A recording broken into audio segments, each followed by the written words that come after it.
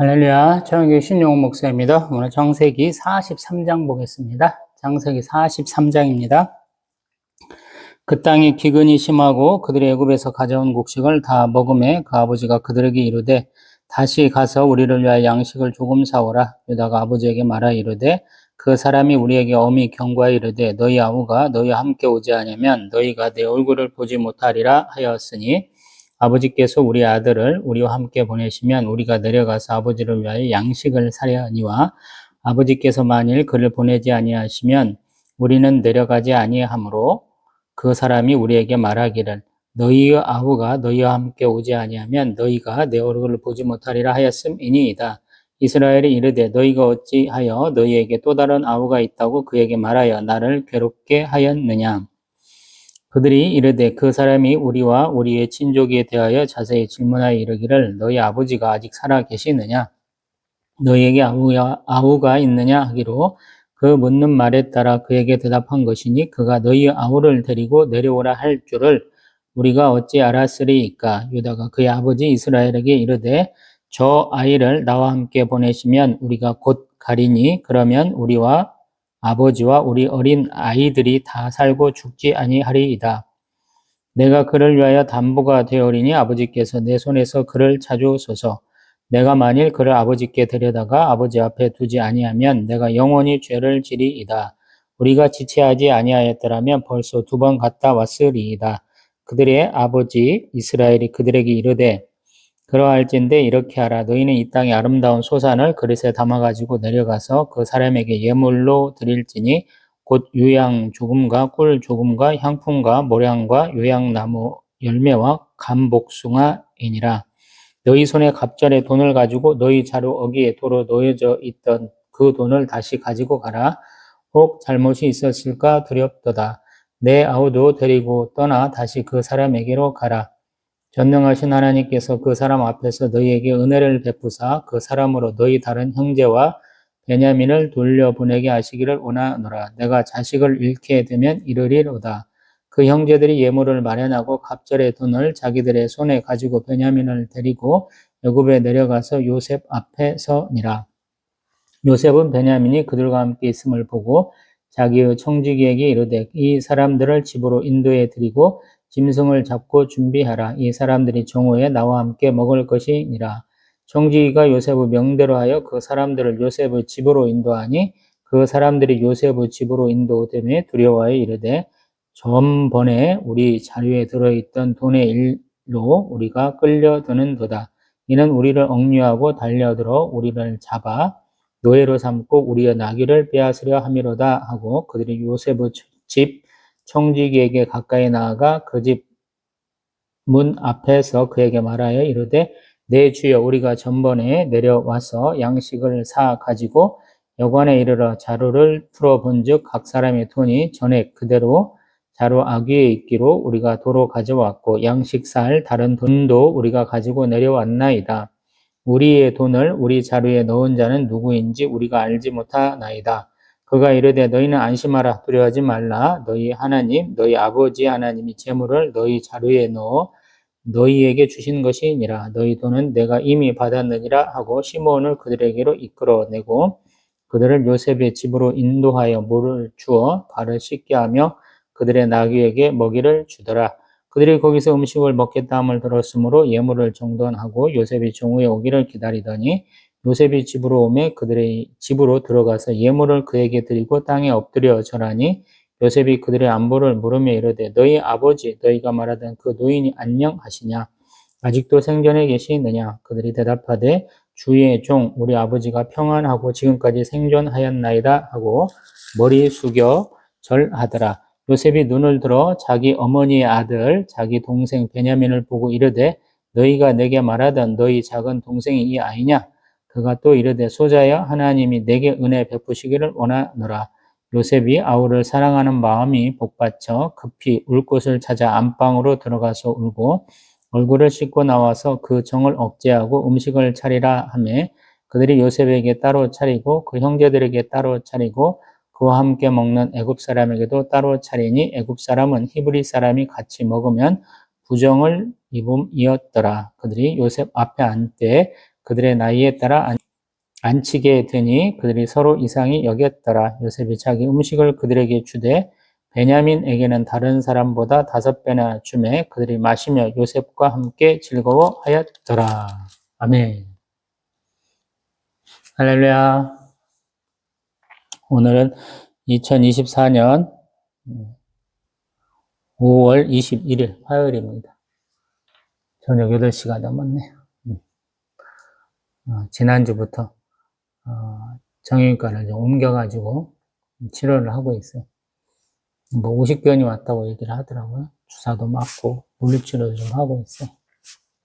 딱히 효과는 없는 것 같아요. 좀 경과가 좀 있어야 될 것 같습니다.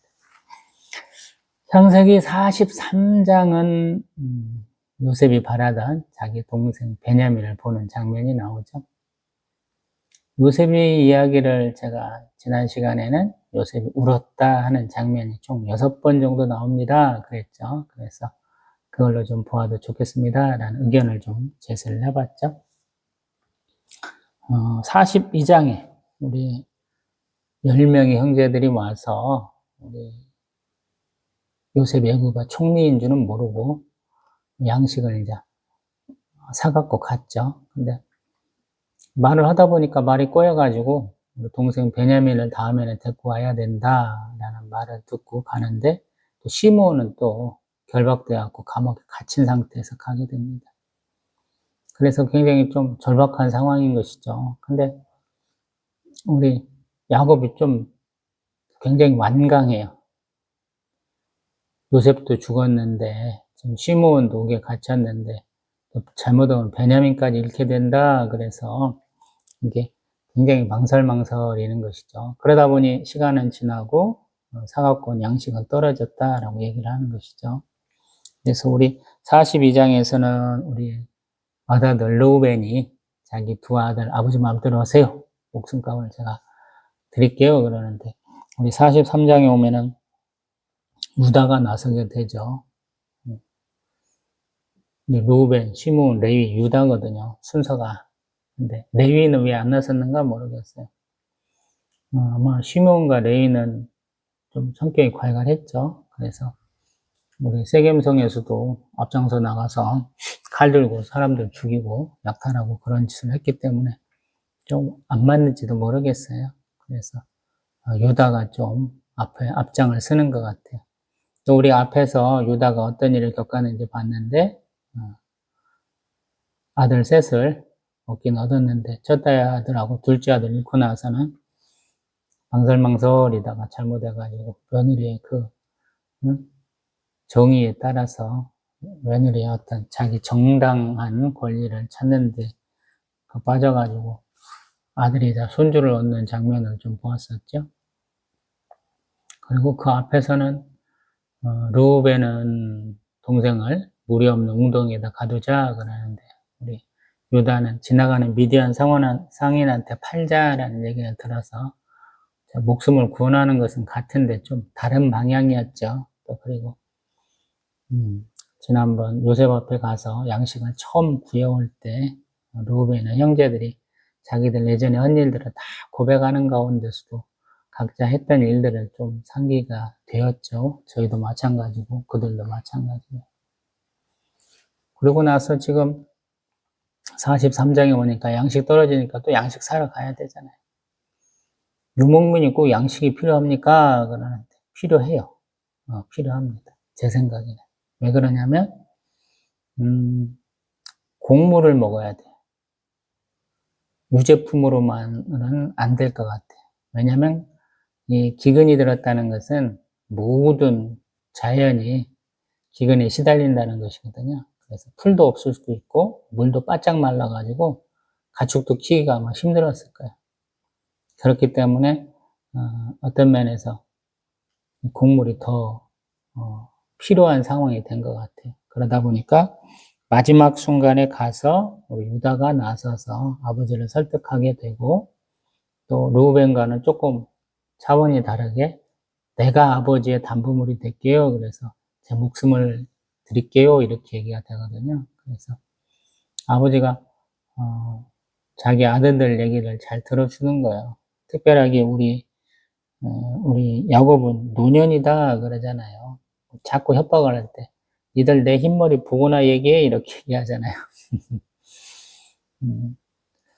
그런 것 같아요. 나이 먹으면서 뭐 자기 성격이 이렇게 계속 괄괄하신 분도 있지만 많은 분들이 여러 번 얘기하면 들으시잖아요. 우리 속담에도 열입이면 쇠도 녹인다.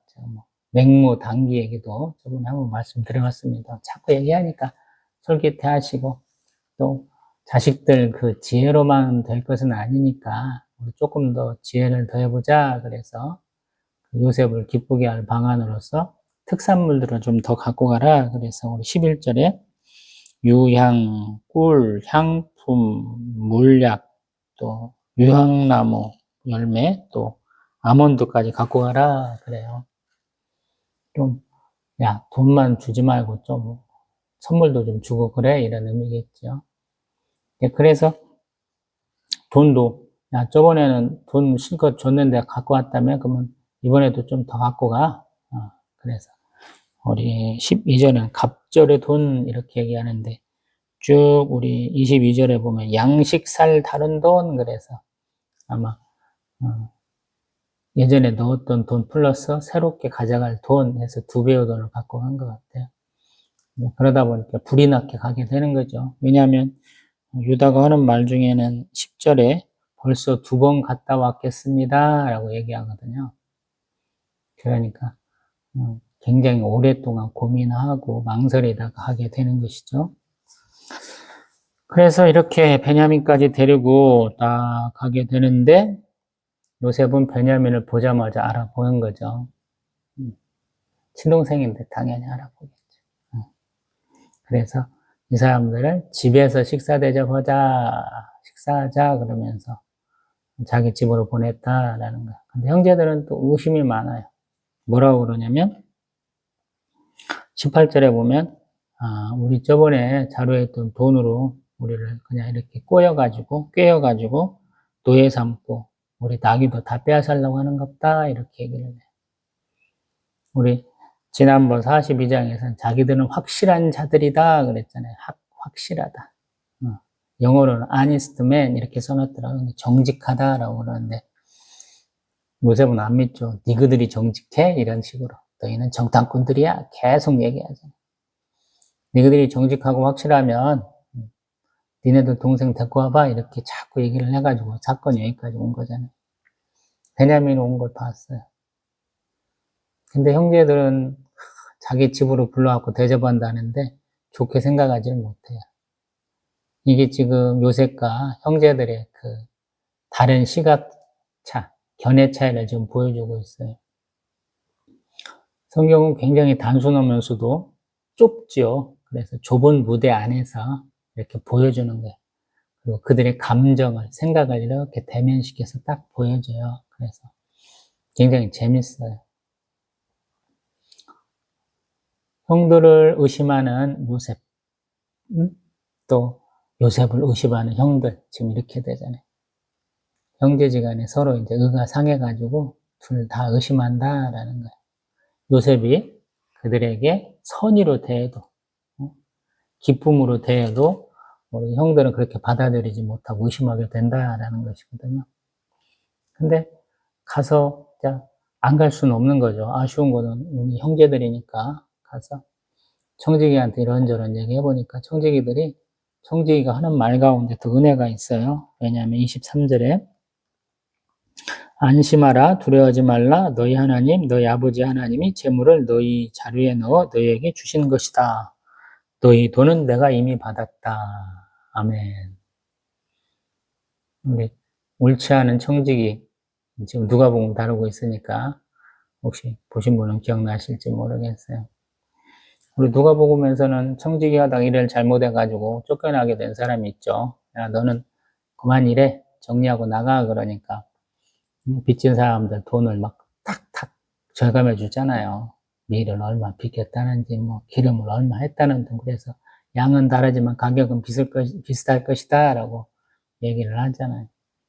그렇게 한 것을 주인은 아이고 막판에 좀 뒷걸음질 치다가 소가 뒷걸음질 쓰다가 쥐 잡은 격이네 그러면서 참 잘했다. 불의한 재물로 친구를 사귀는 건 참 잘한 것이야 하는 생각이 좀 생각나잖아. 이 청지기도 어떤 면에서 보면 물론 요셉이 시켰겠지만 그 돈 취하지 않고 다시 넣어서 선물로 아버지하고 동생하고 먹을 거, 형들이 먹을 것을 다 공짜로 대준 거잖아요. 그리고 축복까지 해주잖아요. 우리 요셉이 믿는 하나님에 대해서 또 야곱의 하나님에 대해서 이 청지기는 알고 있다라는 거. 이게 대단한 거죠. 요셉 혼자 왔잖아요. 종으로 이렇게 섬기던 사람이잖아요. 근데 그가 그의 청지기에도 그의 아버지 하나님에 대해서 이렇게 축복의 대상인 것을 주인의 자리인 것을 이렇게 말하게 하잖아요. 얼마나 대단한지 모르겠어요. 이런 사람이 대단한 사람이라고 생각이 들어요. 제가 참 작은 사람이고 못난 사람이다라고 말하는 이유가 제 주변에 제가 믿는 하나님을 높이는 사람이 별로 없더라고요. 그 제가 무슨 얘기 해보면 거기다 파토 내려고 이상한 소리만 생뚱맞은 얘기를 많이 하는 사람들이나 많지.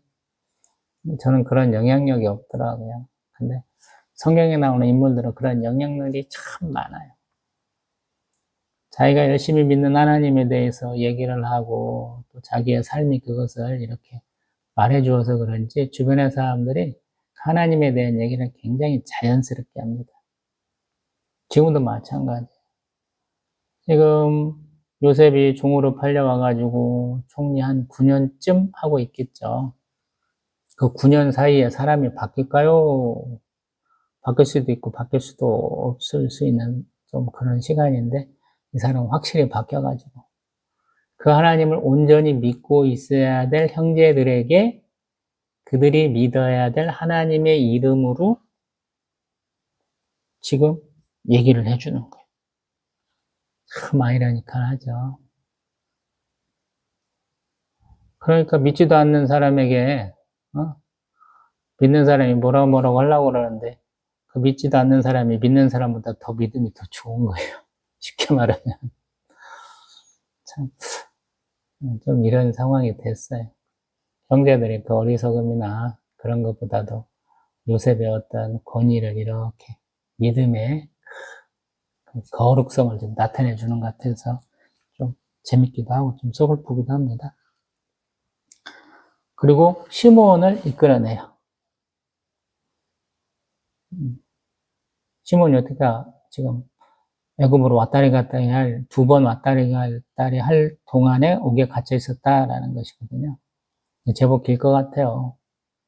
자기들 여기서 보면 자기들이 나귀 타고 갔다 왔다니까 뭐 2번 왕복이면 어느 정도나 될까요? 지금 세겜에서 헤브론 정도니까 예루살렘하고 그 여리고를 잇는 지역 좀 위에쯤에가 그 선을 그으면 될 텐데 거기서부터 애국까지니까 그 당시 길이 아무리 좋아도 나빠도 한 달이면 갔다 올 정도 아닐까 이런 생각도 들어요. 왜냐하면 우리 고센 땅에서부터 출발해가지고 하나님 말씀하실 때 너희들 일주일이면 가나안 땅 들어간다라고 말씀하셨거든요. 그러면 적어도 가나안 땅에 들어간다면 이렇게 블레셋 지역은 좀 넘어가야지 되는 것이 아닌가 싶거든요. 해변길을 지나야 된다니까. 지금 이스라엘하고 싸우는 그 가자 지구는 좀 넘어야 되지 않을까라고 계산을 해보면 아마 가는데 한 달, 오는데 한 달에 채 안 걸릴 거예요. 왕복에 길어야 한 달 정도일 것 같아요. 잘은 모르겠어요. 근데 한 2달 갇혀있던 걸로 얘기를 하죠. 곡식을 얼마나 아껴 먹어야 한 사람이 나귀에다 가득 싣고 가가지고 그렇게 먹을 수 있는가는 모르겠지만 근데 길량식도 따로 줬으니까 한번 좀 2달이랑 한번 가정을 해보죠. 시몬은 굉장히 짜증났을 것 같아요. 근데 짜증이 났다는 얘기가 없고 요셉이 딱 와서 말하고 식사 대접했다라는 부분이 또 이제 강조가 되는 것 같아요. 그 다음에 이제 우리 26절 형제들이 예물을 드리고 요셉에게 절을 하는데 땅에 엎드려 절했다라고 그래요. 이게 앞에 37장에서 요셉이 꿈꿀 때 곡식 단위 절을 하고 해달 별들이 11별들이 자기에게 절했다라고 얘기를 했죠. 근데 넙죽넙죽 형들도 절 참 잘해요. 엎드려서 절해요. 꿇어서 절 잘하고요. 우리 앞에 42장에서도 처음 만났을 때 그런 얘기를 했었고, 그런 모습이 있었고, 지금 보는 43장 26절에도 있고, 또 다음 장 44장에도 또 있고요. 또 한참 가서 50장에 가면 우리 야곱이 소천하고, 혹시라도 이제 형들이 두려워가지고, 요셉한테 가가지고, 아우, 우리가 잘못했어요. 라고 다시 한번 사과를 하거든요. 그것도, 우리 야곱이 가나안 땅에 갖고 약 17년인가 더 살다 돌아가시거든요. 그러니까, 처음 본 때로부터 또 20년 후에 또 꿇어 엎드려요. 그러니까, 꿈대로 이루어지는데, 그것이 꿈이 하나님이 주신 것이라는 생각을 안 하고, 어린아이의 그 치기로 여기니까 계속 이렇게 뭔가 조금 일이 꼬이고 계속 이상해지고 있는 것이죠. 그리고 지난 시간에 형제들이 얘기를 할 때 아버지가 계시고 막내 동생이 있다라고 그런 말에 대해서 요셉은 사실은 제대로 대응을 좀 안 했었어요. 아버지에게도 별로 안 했었는데 이번에 27절에 보면 그 노인이 안녕하시냐, 아직도 생존해 계시느냐. 그래서 형들이 하는 말을 이제 조금 신뢰하기 시작하는 것 같아요. 예전 같으면 형들은 자기를 이렇게 속여가지고 종으로 팔아먹은 나쁜 형들이야 라는 그러한 느낌이었다면 지금은 조금 마음이 풀어졌어요. 지난번보다 더 풀어져가지고 동생도 보고 그래서 아버지 안부도 묻고 그러는 거예요. 예전 같으면 의심이 좀 있어가지고 형들의 말에 신뢰감이 없어가지고 아버지 얘기는 잘 안 물었거든요. 지금 확실하게 좀 다르잖아요. 아버지 평안하시다라는 얘기 듣고 좋아하잖아요. 또 우리 28절에 머리 숙여 절하더라. 절 참 넙죽넙죽 잘해요. 평상시에 좀 잘하지. 급할 때 이러고 있어요. 그 다음에 이제 요셉이 베냐민을 보니까 눈물이 막 펑펑펑펑 쏟아져가지고 우리 30절에 보니까 가서 급히 울고 오는 장면이 있죠. 오죽하겠어요. 그건 10여 년 이상 지나가고 동생 얼굴 봤으니 참 놀랐겠죠. 예전 같으면 뭐 막내 동생이니까 더 어렵겠죠. 꼬꼬마일 텐데. 저 정말 뭐 소위 말해서 업어주고 안아주고 했던 동생이 이제 장성해가지고 온 것 같아요. 그러니까 굉장히 기쁘고 사랑스럽고 또 걱정되는 마음이 좀 막 이렇게 풀렸겠죠. 소위 말해서 감정이 파도가 쳐가지고 어쩔 수 없이 울음이 터져가지고 가서 이렇게 울고 와서 음식을 딱 챙겨놓고 이제 먹는 것이죠. 그러면서 이제 그 앉는 순서를 나이 순으로 형제들 손이 순서를 딱 맞춰서 앉게 하더라라는 거예요. 이게 참 대단한 거예요. 왜냐하면 예전에는 너랑 나랑 당신들이랑 나는 끝장 봤잖아. 별것 있어? 이런 식의 좀 막합하시기였다면 막무가내식이었다면 지금은 조금 풀어져가지고 당신들이 내 형이에요 라는 것을 좀 인지하고 있다는 걸 좀 깨닫게 해주는 거죠. 요셉으로 말하면 내가 누군지 맞춰봐 라는 우리 스무고개 수수께끼 하는 식의 반응이 지금 서서히 나오는 거예요. 그인 것을 자기가 요셉인 것을 좀 알아봐라 라고 지금 힌트를 자꾸 주는 거예요. 근데 이 형들은 그런 생각은 지금 1도 없어요. 전혀 꿈도 못 꾸고 있는 거예요. 동생 팔려갔으니까 죽었을 거야.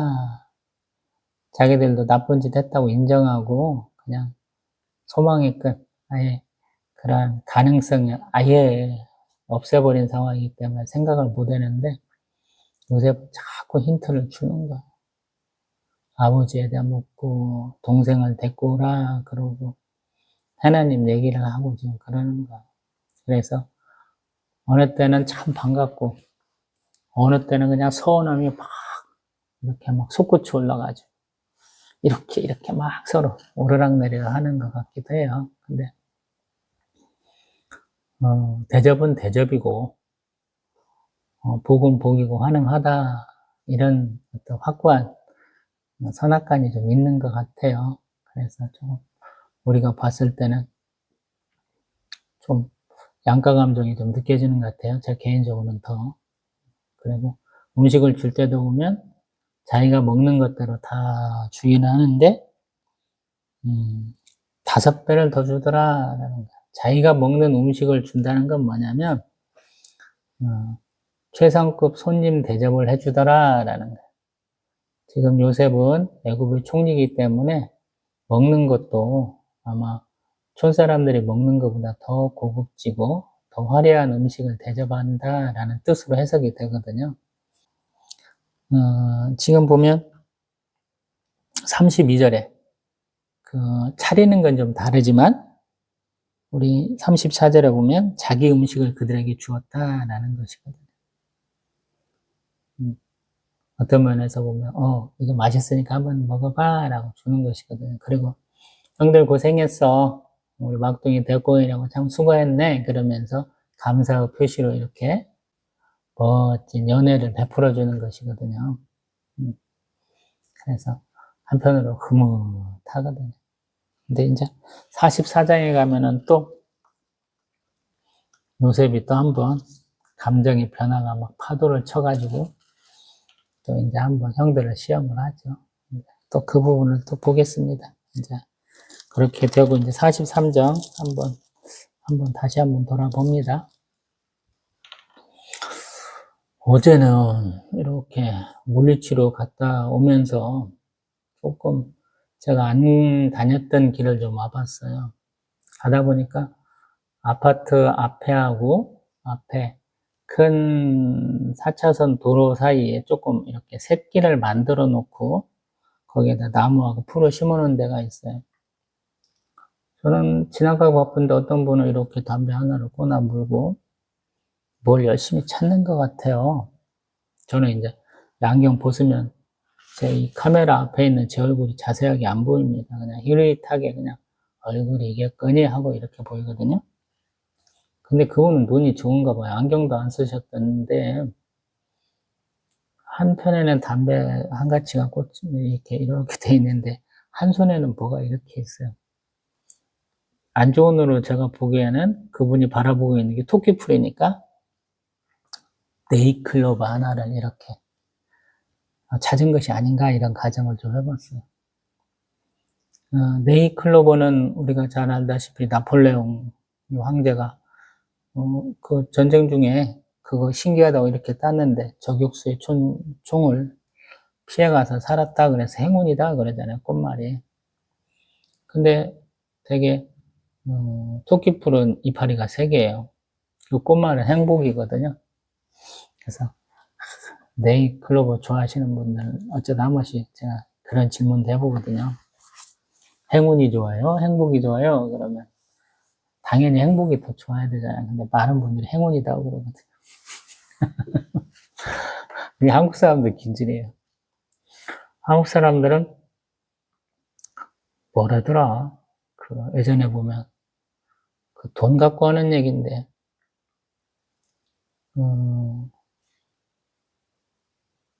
만약에 누가 얼마만큼의 돈을 주면 그걸 가지면 되는데 그 돈을 가지고 뭔가 이렇게 게임을 해가지고 더 큰 돈을 이렇게 받을 수 있으면 그걸 도전하겠느냐 보면은 나는 꽁돈 받았으니까 나 이거 그냥 조그마한 돈이면 줘도 감사해서 그냥 잘 쓸게 하는 사람도 있지만 반대로 나 그 꽁돈 가지고 그냥 거기다 한번 투자해 볼게. 한번 내기 한번 해볼게 하는 사람이 많다는 것이거든요. 사실은 우리 삶도 그렇거든요.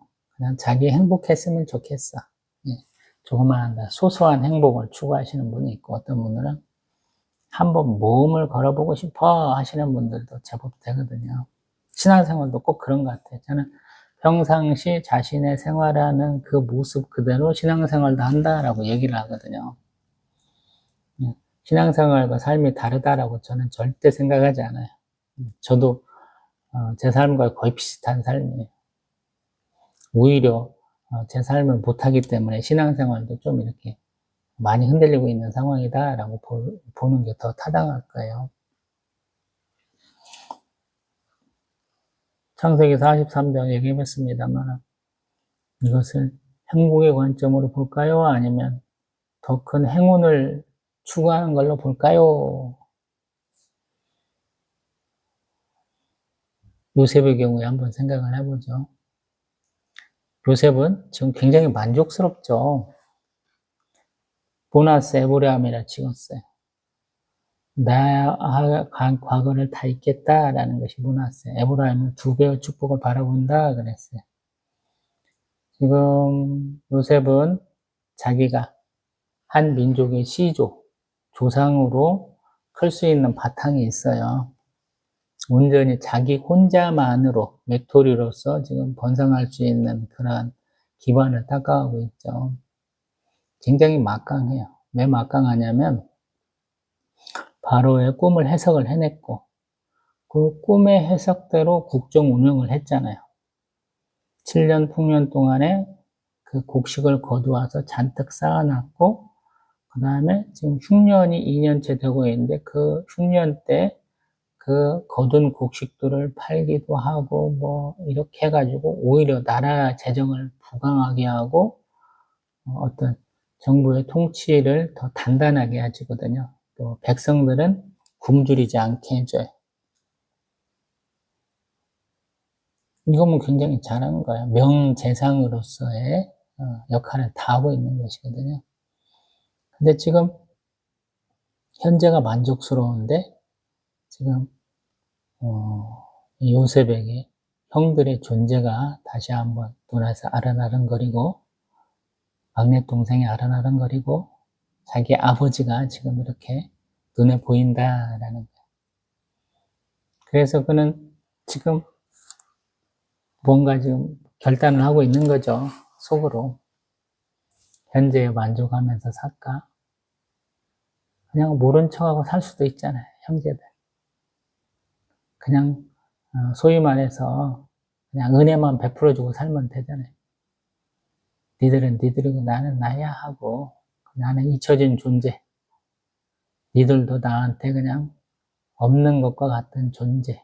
이렇게 그냥 대면대면하게 살면 되잖아요. 우리 소가 닭 쳐다본다 그러잖아요. 그런 것처럼.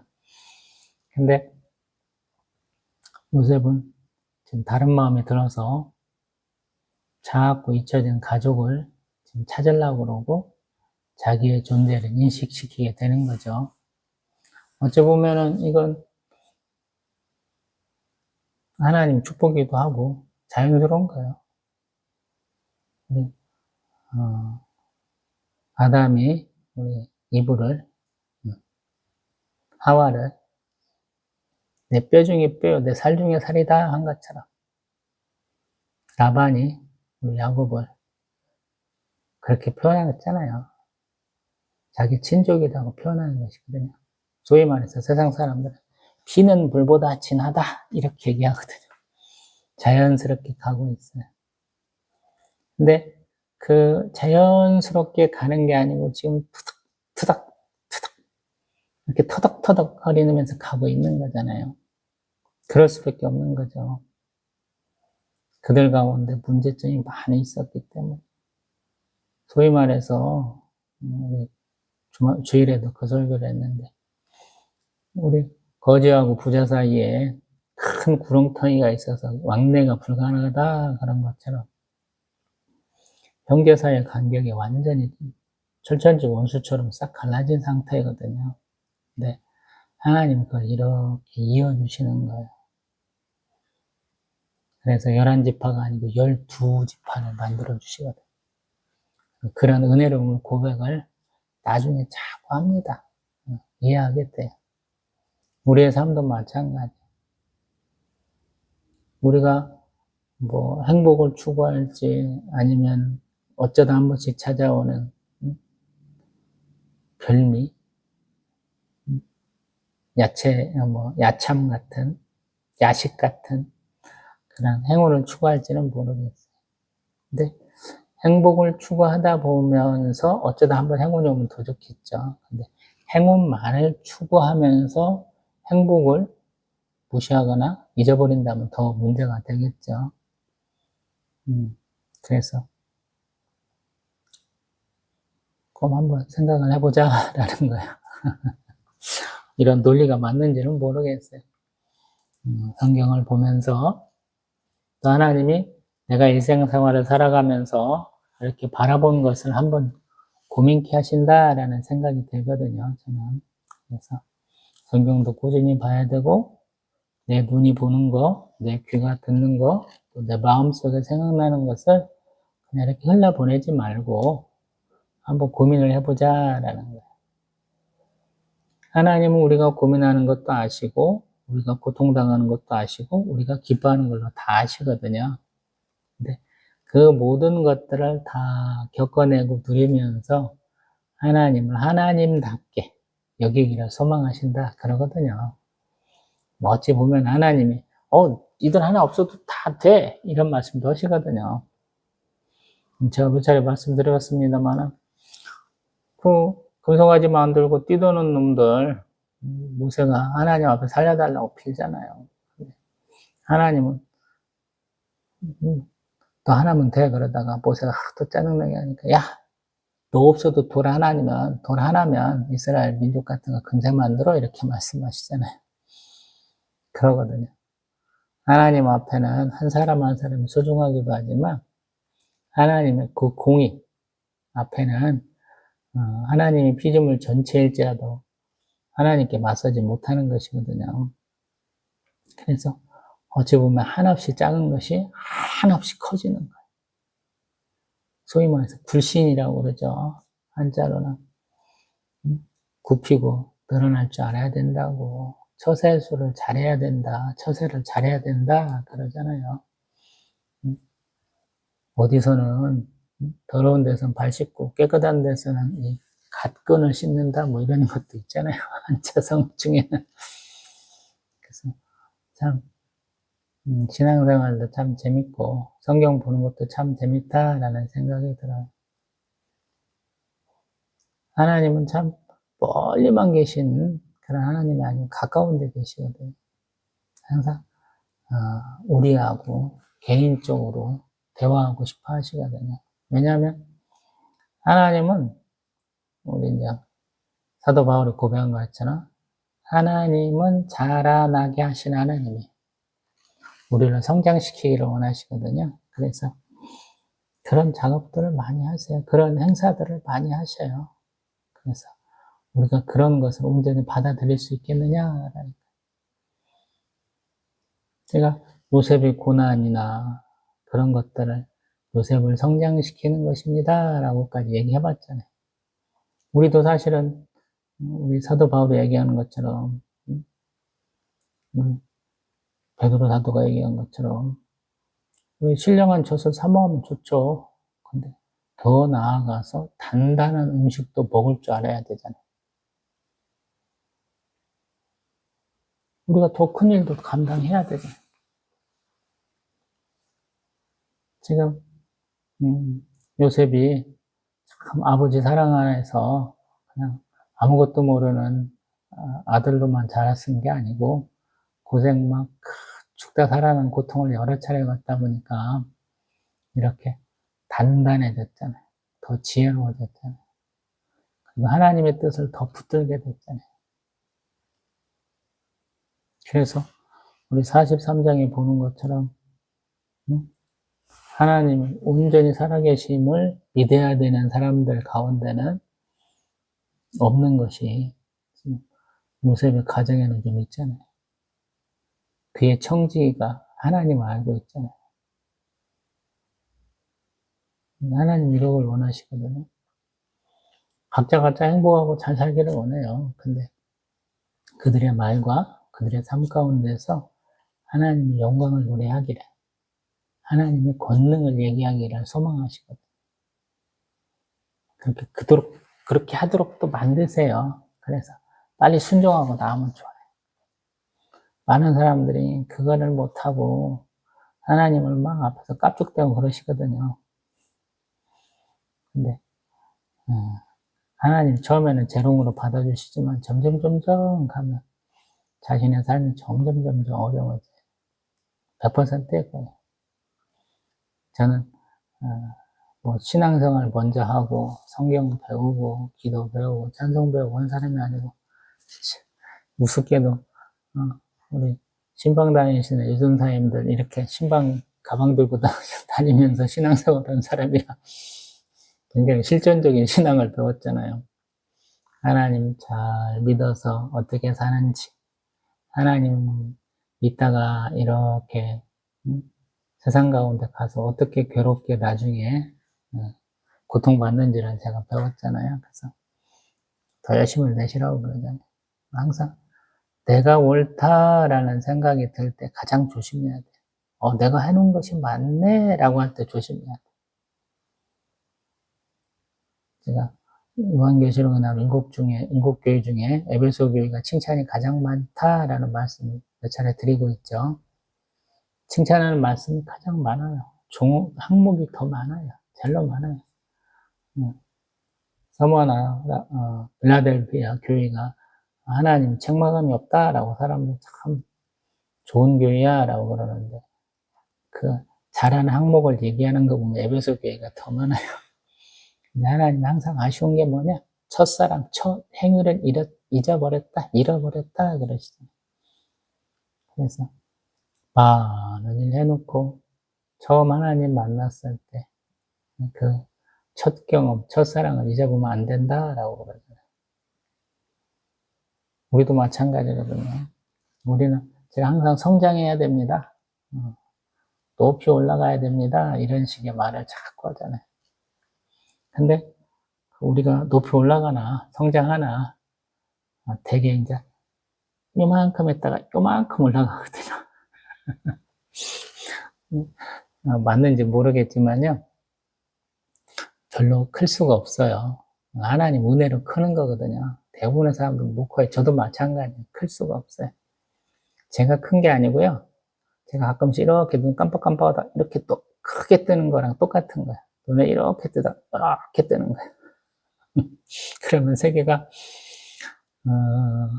조금 더 잘 보이는 게, 더 위로, 더 옆으로 보이는 게 아니고요, 저 같은 거 이렇게 눈을 가끔씩 이러는 이유가 초점이 조금 이렇게 흐려졌다, 밝아졌다 이런 거예요.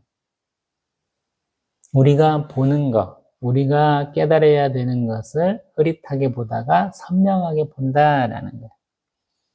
하나님은 항상 깨닫게 하시거든요. 그래서 우리가 더 집중적으로 환하게 볼 수 있게 해주시는 거예요. 우리가 딴짓하면 밝은 대낮인데도 불구하고 깜깜한 밤에 걷는 것 같은 상황이 된다 이 말씀이에요. 쉽게 말하면. 그래서 하나님한테 집중을 해야지 세상에 집중하고 나에 집중하기 시작하면 내 삶이 막 이상해져요. 많이 이상해져요. 세상에서 성공을 거둔다, 이름 좀 냈다 이런 거하고 별로 관계없어요. 자신의 삶이 별로 안 좋아야 돼. 세상 유명한 사람들 대부분 다 똑같아요. 부자도 똑같고.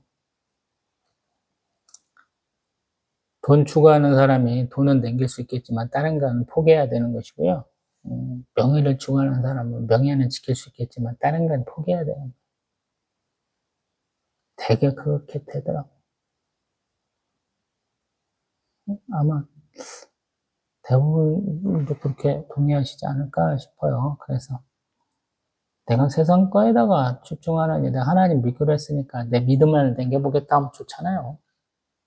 그래서 드리는 말씀이에요. 다른 건 몰라도 내가 성경은 참 좋아했어. 성경 읽으면서 내 삶을 한번 이렇게 생각을 해봤어.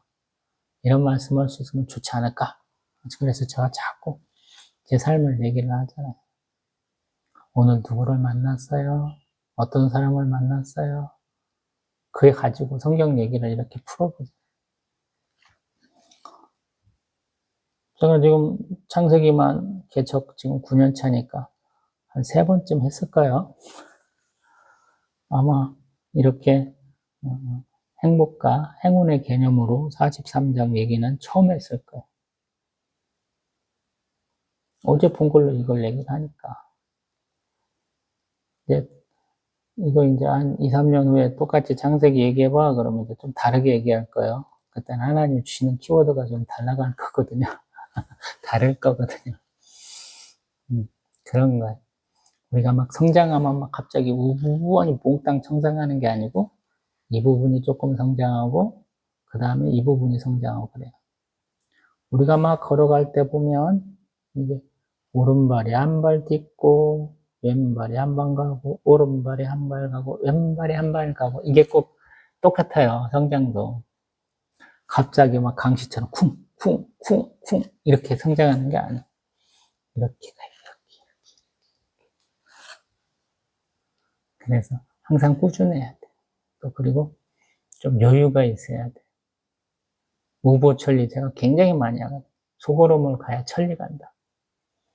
어떤 사람이 소가 갔는가 보면 직선으로 안 간다 그래요. 좌도 봤다가 우로 봤다가 그냥 풀 있으면 풀도 한번 뜯었다가 쉴만한 곳이 보이면 가서 앉아갖고 되새김질을 하고 있고 그렇다 그러잖아요. 누군가가 얘기하기를. 우리도 마찬가지예요. 저절히 느긋하게 한 번에 그냥 내가 성경 메뚜겠어 할 게 아니라 제가 말하는 속도로 하면 성경 일독 하는데 지금 얼마나 걸릴란가 모르겠어요. 제가 지금 동영상 한 주에 한 3개쯤 찍고 있는 것 같아요. 1년이면 한 150개로 가정을 하면 되게 많이 찍어야 되잖아요. 1189장이니까. 근데 자꾸 인위적으로 이 시간을 단축하는 것은 또 은혜롭지 않더라고요. 하나님은 이 말씀의 1차적인 대상자는 저라고 항상 말씀하시거든요. 네가 먼저 은혜 받기를 원한다 그러시거든요. 그래서 제가 은혜 받으려면 일주일쯤은 봐야 되더라고요. 그리고 좀 이것저것 좀 생각을 해봐야 되더라고요. 뭐 학문적인 얘기를 하고 성경을 이렇게 한 문장으로 정리를 하고 문단으로 나누는 것은 예전에 많이 했던 거라 저는 뭐 독서 습관 자체가 그래서 달랑 나눠봐요. 사람들 심리 상태, 누가 언제 어디서 무엇을 어떻게 왜 육하 원칙에 대해 원칙으로 얘기해 보세요. 뭐 다 할 수 있을 정도까지 연습을 했거든요. 그래서 이제 그것을 뛰어넘어서 하나님이 나에게 오늘 무슨 말씀을 주시느냐 이것들을 보고자 함이었는데 하나님이 이제 그 시간을 좀 이렇게 주시는 것이죠. 그래서 항상 렉시오듭이나 영적 독서의 핵심은 뭐냐면 꾸준히 읽는다. 읽으면서 나에게 감동을 주시는 내용을 가지고 묵상하고 또 생각을 해보고 또 하나님 앞에 기도하고 이 기도를 통해서 하나님과 교제하고 하나님을 만난다라는 거예요. 제가 어떻게 했던 내용을 이러한 것으로 결론을 내려보면 하나님이 저에게 영혼아 너 행복하기를 원하니? 아니면 행운을 주기를 원하니? 저는 행복하기를 원하죠. 근데 하나님이 그 행복 가운데 행운을 넣어주시는 거죠. 왜냐하면 하나님 계획 가운데 있었거든요. 요셉이 그래서 50장에서 고백을 해요. 내가 이렇게 고난받은 거 하나님의 계획에서 있었던 거예요. 라고 이 얘기를 한 2차례 하거든요.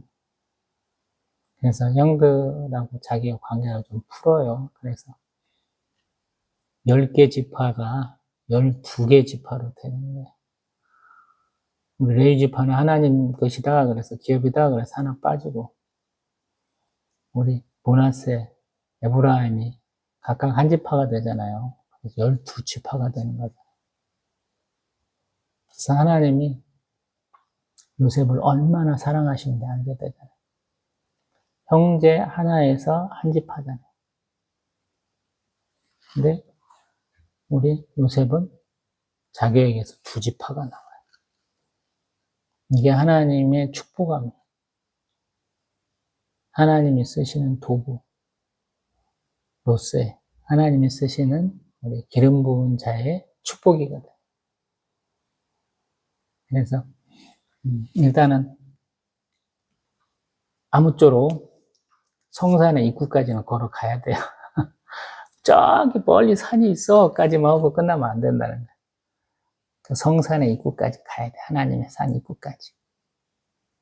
그것조차 안 하시는 분들이 많아서 제가 거기까지는 가야 됩니다 하고 이런저런 얘기하면서 아무쪽으로 거기까지는 좀 끌어가려고 하는 거예요. 항상 말씀을 묵상하다 보면 하나님이 계신 그 높은 산, 때로는 하나님이 계신 성전 입구까지는 갈 수 있어요. 근데 그 안에 들어가느냐, 그 산에 올라갈 수 있느냐, 요거는 조금 다른 문제. 그래서 그걸 많이 좀 제 생각에는 노력하면 되지 않을까. 또 하나님 특별한 은혜면 뭐 제가 이렇게 말하는 거 다 필요 없이 그냥 한 번에 그냥 하나님의 산에 성전에 그냥 쑥 안에 들어가서 하나님 뵐 수 있을지도 모르겠어요. 또 우리 다음 장에서 뵙겠습니다.